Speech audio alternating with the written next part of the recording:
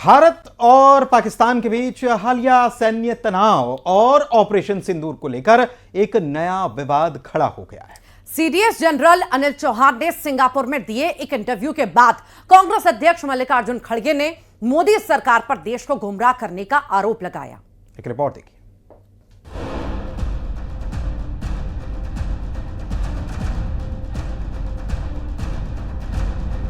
Singapore में chief of defence staff CDS द्वारा Bloomberg TV को दिए गए एक इंटरव्यू को लेकर कांग्रेस अध्यक्ष मल्लिकार्जुन खड़गे ने तीखी प्रतिक्रिया दी है। इंटरव्यू के दौरान सीडीएस से ये सवाल किया गया था कि क्या भारत पाकिस्तान संघर्ष के दौरान भारत का भी कोई जेट विमान पाकिस्तान ने गिराया था। इस पर सीडीएस द्वारा दिए गए जवाब पर कांग्रेस अध्यक्ष मल्लिकार्जुन खड़गे की प्रतिक्रिया आई है।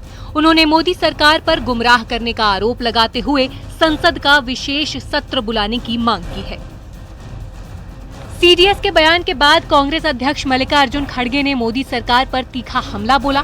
खड़गे ने सोशल मीडिया पर लिखा, सीडीएस के इंटरव्यू से कई अहम सवाल उठे हैं जिनका जवाब जरूरी है।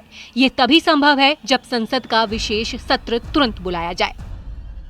खड़गे ने आरोप लगाया कि मोदी सरकार ने देश को गुमराह किया है और अब युद्ध का कोहरा छंट रहा है। खड़गे ने भारतीय वायुसेना के जवानों की बहादुरी की तारीफ की, लेकिन कहा कि सरकार को नुकसान और युद्ध विराम की शर्तों पर सफाई देनी होगी।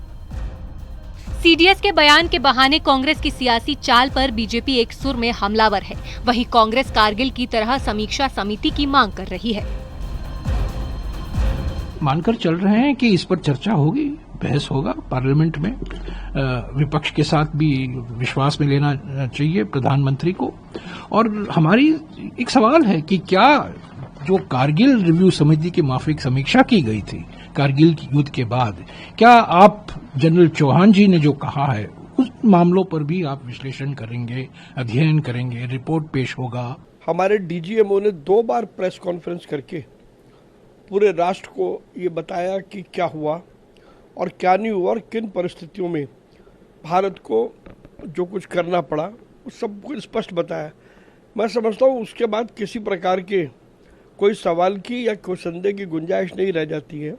ज़बरदस्ती मल्लिकार्जुन खड़गे और कांग्रेस के वो नेता जो पूरे तौर पर रिजेक्ट हो गए हैं, वो अनावश्यक रूप से इस मुद्दे को लंबा कर रहे हैं, उसकी आवश्यकता नहीं है। कि इनका माइंड कांग्रेसियों का पहले से ही देश के खिलाफ है और इसलिए ऐसा बयान ये देते हैं। और मैंने पहले भी कहा था कि इनके बयान से सबसे ज्यादा खुशी की लहर पाकिस्तान में दौड़ती है। ऑपरेशन सिंदूर 22 अप्रैल को कश्मीर के पहलगाम में हुए आतंकी हमले के जवाब में शुरू किया गया था।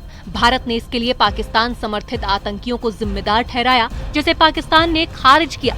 4 दिन के सैन्य संघर्ष के बाद 10 मई को अमेरिकी राष्ट्रपति डोनाल्ड ट्रंप ने युद्ध विराम की घोषणा की। अब कांग्रेस की मांग और सीडीएस के बयानों ने सवाल का पिटारा खोल दिया है।